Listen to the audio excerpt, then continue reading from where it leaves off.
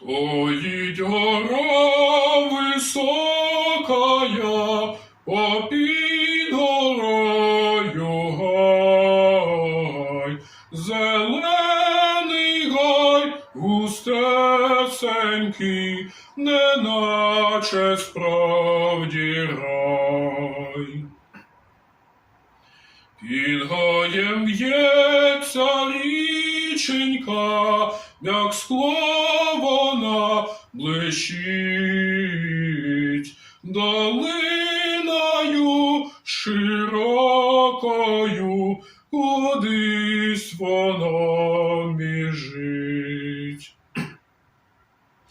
До тебе, люба річенько, ще вернеться весна, а молодість не вернеться, не вернеться вона. А молодість не вернеться,